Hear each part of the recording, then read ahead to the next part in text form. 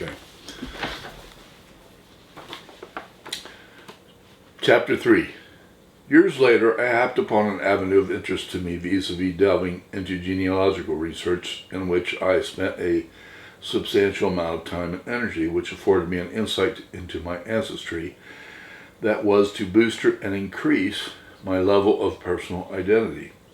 I had pretty much concluded by what I already knew of surnames et al. That I was pretty much pan-European across the board. It was only later that DNA testing gave confirmation of this hypothesis. Not only was I French, Irish, Scot, English, German, and etc., as I knew already, but I was Scandinavian, Finnish, West Russian, East European, and Greco-Roman to boot.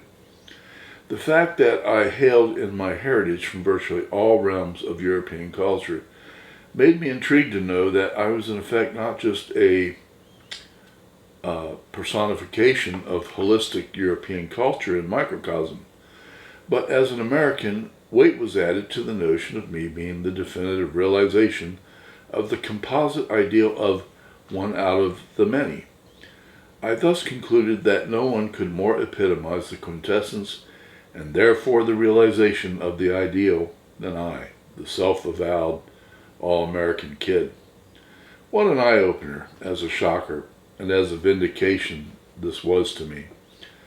I was comprised of purely Celtic, Anglo-Saxon, Scandinavian, Teutonic, Frank, Gallic, Greco-Roman stock, and had the scientific data to prove it.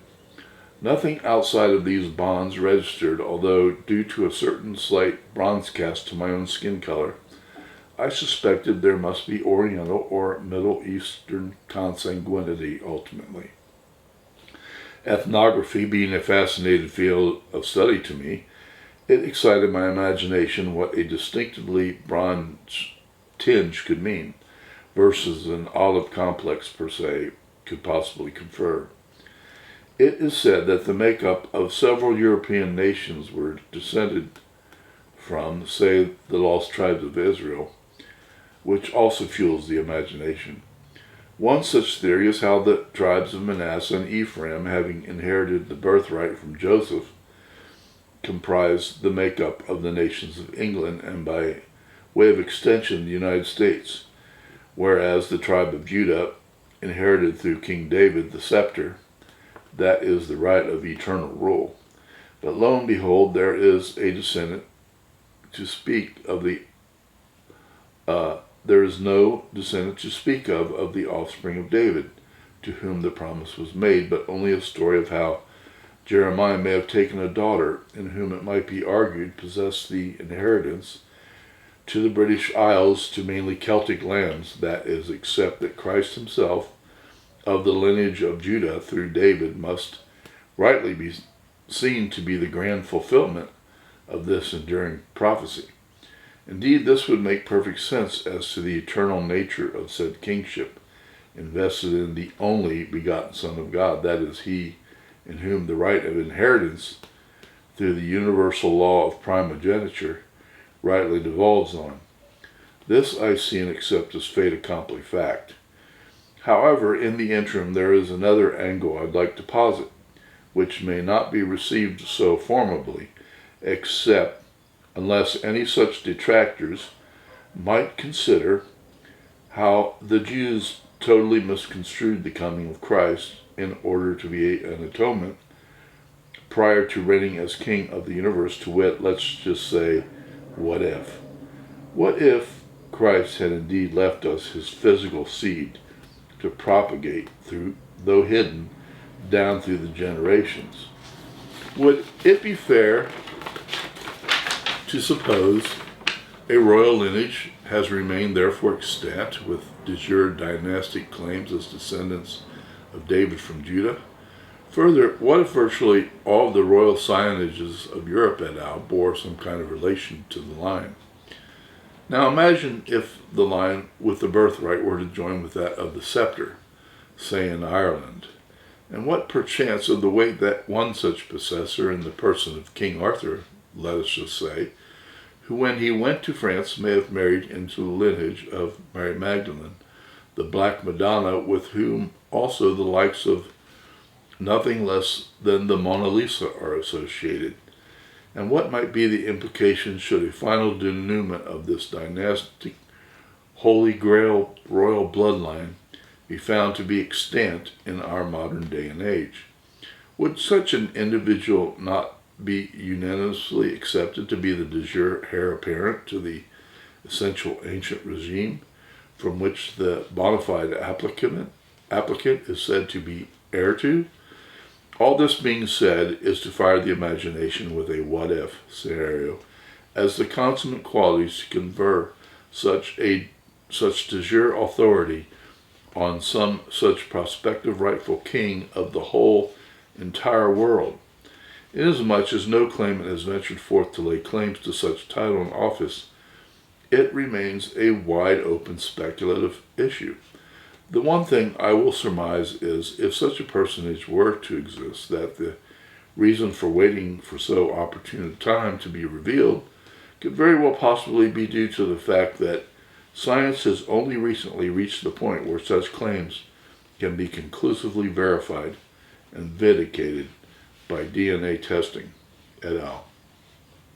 We live in a world long divided by varied interests involving defensive postures of one kind or another taken to prevent liquidation of assets or subjugation of populaces. While such competing interests keep a dichotomy in perpetua, preventing any serious consideration of achieving holistic unity among such rivals, it were especially problematic concerning any prospective unanimity on behalf of selected or elected leaders, to say the least. Even history bears substantial record to often pretentious claims to legitimizing by this or that aspirant. It seems settled that universal acceptance to any putative authority is out of the question. But what if absolute proof could be adduced to so vindicate such a claim towards universal acceptance, acknowledgement, and acquiescence? Such promise of such credibility indeed can be the game changer in this otherwise perpetual stalemate of differences detrimental to one party or another. Thus, taking into consideration all these variables, what other aspects might conduce to add weight to the propriety of such a requisite candidate toward such ends? Firstly, I would say the universal law and principle of primogeniture must apply according to Exodus 13:2, which indicates that all truly firstborn males belong to the Lord as his personal and sacred property, to be separated as a collective unto themselves. Kingships followed this rule throughout history, whereby rights and inheritance were conferred on and through the medium strictly of the male who first opened the matrix.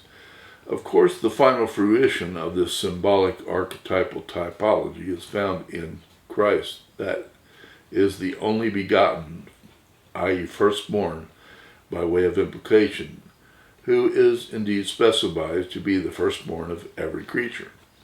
There is no arguing that the ancient biblical precedent laid down as the rightful patrimony of order and hierarchy can only be patriarchal. If there is any warranted predestination as such, it has to do with the inherent authority which derives upon the firstborn males, who denote the status of being an elder proper, which is why hierarchical leadership of families, clans, tribes, and the nation fell to those denominated elders and chief elders, that is to say, firstborns.